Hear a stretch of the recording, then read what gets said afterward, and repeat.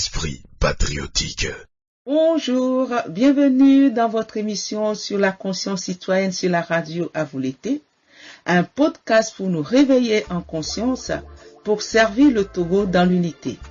C'est votre sœur Geneviève.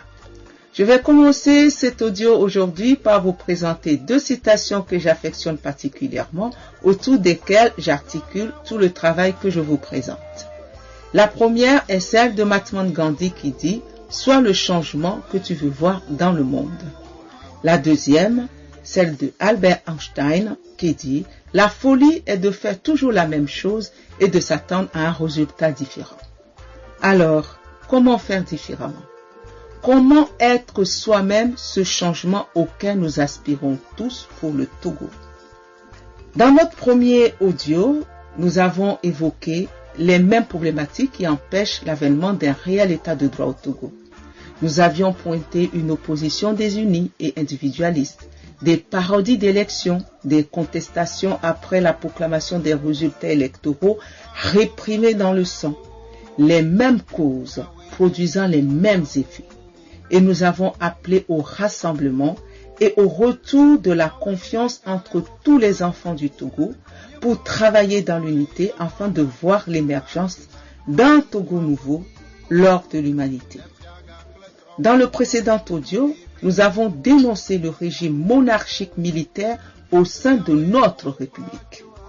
Nous avions fait appel à un réveil des consciences de notre armée, celle-là qui a choisi ce métier de porteur d'armes en toute conscience pour servir l'intérêt général et préserver la sécurité de tous les Togolais. Nous avions mis aussi l'accent sur la nécessité de retrouver une armée régalienne qui inspire une autorité ferme à l'encontre des perdus de la nation.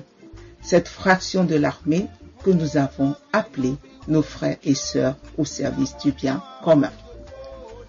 Aujourd'hui, comme je l'avais annoncé, je vais me pencher sur comment s'opère le mécanisme de déshumanisation. Comment bascule-t-on vers cet état d'être désensibilisé à la souffrance de l'autre? Comment en arrive-t-on à considérer l'autre comme ne méritant aucun respect ou pire encore, ne méritant pas la vie tout simplement? L'objectif ici est de nous aider à comprendre d'une part ce qui sous-tend les comportements répréhensibles de certains corps habillés. D'autre part, c'est de nous donner les clés de compréhension concernant ces agissements. Ces connaissances nous aideront à amorcer individuellement puis collectivement des changements de perception concernant les perdus de la République qui sont au sein de notre armée. Nous allons prendre connaissance avec 4 concepts explicatifs des mécanismes de déshumanisation. Nous allons en aborder 2 aujourd'hui dans ce podcast et les 2 autres seront pour le prochain. Sans plus tarder, regardons ensemble le premier thème qui caractérise la perte d'humanité que nous constatons trop souvent chez certains de nos frères et sœurs à l'assaut du régime monarchique en déliquescence. Ce premier thème, c'est la soumission à l'autorité. Qu'est-ce que c'est? C'est en 1960, Stanley Milgram, un psychologue de l'université de Yale, met au point un dispositif à décrypter la soumission à l'autorité et la perte de conscience morale. Il voulait comprendre comment un individu peut gérer le conflit entre 2 notions aussi opposées, à savoir agir en conformité avec sa conscience morale ou obéir à une autorité lorsque l'ordre lui est donné de faire souffrir autrui. Cette expérience veut donner des pistes de réflexion sur ce qui peut amener des personnes à torturer. Milgram recrute pour cette étude des étudiants volontaires qui acceptent moyennant une petite récompense financière de participer à sa recherche. Il choisit un faux expérimentateur qui va incarner l'autorité, un faux élève qui va faire semblant de souffrir et un homme ordinaire, le volontaire, qui est celui dont on va tester la soumission à l'autorité. Nous l'appelons le sujet naïf. On fait croire aux participants que l'on réalise une expérience sur la mémoire et que l'on cherche à tester les effets de la punition sur le processus d'apprentissage. On confie le rôle de professeur au volontaire qui est chargé de faire apprendre des paires de mots à son élève qui est en fait complice de l'expérimentateur. À chaque erreur de l'élève, le professeur, le sujet naïf donc, doit lui administrer un choc électrique croissant allant de 15 volts à 450 volts, où il est d'ailleurs indiqué danger. Les chocs électriques ne sont pas réels, bien sûr, mais on fait croire le contraire au sujet naïf qui est le professeur, qui est donc le sujet naïf. Avant l'expérimentation de Stanley Milgram, les experts pensaient que seulement 1 à 3% des sujets continueraient à donner des chocs. Ils pensaient qu'il fallait être pathologique ou psychopathique pour poursuivre à donner des chocs à l'élève. À la grande surprise générale, les résultats indiquent que 65% n'ont jamais cessé d'envoyer des chocs. Aucun n'a arrêté quand certains élèves disent avoir des problèmes cardiaques. Comment est-ce possible? Stanley Milgram fait une conclusion qui dérange. Il dit: le comportement de cruauté est un comportement normal lorsque le sujet est placé dans une situation de soumission à l'autorité. Il affirme que cette propension est universelle et possible chez tous les êtres humains. Cette expérience révèle un autre visage de l'être humain. L'inéluctabilité du comportement de cruauté lorsqu'un homme renonce à son individualité pour devenir partie intégrante d'une structure hiérarchique de la société. L'ironie, écrit Milgram, c'est que les vertus de loyauté, de discipline, de sacrifice, si hautement appréciées sur le plan individuel, sont les mêmes qui amènent l'homme à créer sur le plan organisationnel des entreprises de destruction qui viennent l'assujettir au système d'autorité malfaisant. Nous pouvons donc comprendre par là que lorsque l'autorité est malveillante ou malfaisante, on peut craindre le pire chez ceux-là qui y sont assujettis. Passons au deuxième concept. L'effet Lucifer. Qu'est-ce que c'est? Au début des années 70, Philippe Zimbardo, un psychologue de l'université de Stanford, a souhaité analyser le comportement naturel de l'être humain en situation de dominance. Il transforme le sous-sol de son service pour l'aménager comme une vraie prison. Il recrute une vingtaine d'étudiants par tirage au sort et il met la moitié de ses volontaires prisonniers et l'autre moitié comme gardiens de prison.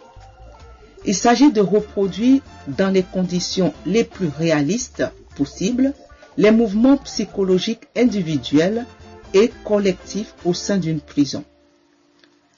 Pour pousser le réalisme jusqu'au bout, il équipe les gardiens d'une matraque et leur permet de rentrer chez eux après leur service, tout comme le feraient de vrais gardiens.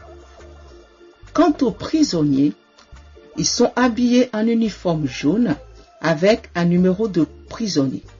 Puis, il leur accroche une chaîne au pied pour leur rappeler leur état de déchéance. Zimbardo observe attentivement les comportements de chacun car le lieu était truffé de caméras de surveillance. Mais très vite, il perd totalement le contrôle de son expérience. Ça dégénère. Il assiste à des comportements outrageux et dégradants des gardes à l'encontre des prisonniers. Punition physique, manipulation psychologique, refus d'utilisation des sanitaires et même des humiliations sexuelles. Le pire, c'est que la nuit venue, lumière éteinte, alors que les gardiens pensent ne plus être filmés, ils poussent encore plus loin le sadisme. Ce qui tend à prouver qu'ils sont conscients de leurs mauvais agissements. C'est ce comportement d'addiction à la méchanceté que l'auteur appelle l'effet Lucifer. L'expérience de Zimbardo prend un tel visage que celui-ci est obligé d'y mettre fin avant son terme. Plusieurs prisonniers présentaient des troubles émotionnels et des traumatismes très graves. Pour illustrer cet effet Lucifer, plus près de nous, on se rappelle les images très choquantes qui ont véritablement choqué le monde entier, des militaires américains infligeant des traitements inhumains aux prisonniers irakiens d'Abu Ghraib. Zimbardo avait été même convoqué à témoigner au cours de ce procès pour expliquer que ces derniers étaient évidemment sous l'effet Lucifer. En ce qui concerne le Togo, la prison d'Agombio à Kassaboa, évoquée pendant la conférence nationale souveraine, était l'exemple palpable de l'effet Lucifer. Nous pouvons conclure ici que, tout comme l'expérience de Milgram sur la soumission à l'autorité que nous avons vu tout à l'heure, l'expérience de Zimbardo sur l'effet Lucifer montre les mécanismes d'obéissance à une institution. Elle prouve également une chose. Les hommes agissent souvent en fonction des situations auxquelles ils sont confrontés et non suivant leur propre personnalité, perdant ainsi leur sens moral, notamment lorsqu'ils se sentent investis d'un pouvoir. Que nous enseignent ces deux recherches? Que pouvons-nous apprendre en rapport avec notre armée? À la lecture des multiples exactions, répressions et violations flagrantes des droits de l'homme sur la terre de nos aïeux par une minorité de notre armée à l'assaut du régime monarchique en déliquescence, nous pouvons affirmer que certains officiers et sous-officiers sont clairement en soumission à l'autorité. Je me permets ici de m'adresser directement à vous, car vous êtes les porte-voix de ces généraux investis d'une autorité malveillante. Vous faites descendre les décisions de ce système d'autorité malfaisant sur les troupes qui, elles, basculent sur le terrain sous l'emprise de l'effet Lucifer, infligeant ainsi des comportements inhumains, inqualifiables à l'encontre de ceux-là qui sont censés protéger contre des envahisseurs extérieurs. C'est cette partie de notre armée qui souffre le plus. Il souffre psychiquement en silence parce que tout individu, même entraîné à la guerre, ne reste indemne lorsqu'il prend la vie d'un autre. C'est une loi ontologique, car la vie humaine est sacrée. Aucun psychisme humain normalement équilibré n'accepte cet état de fait.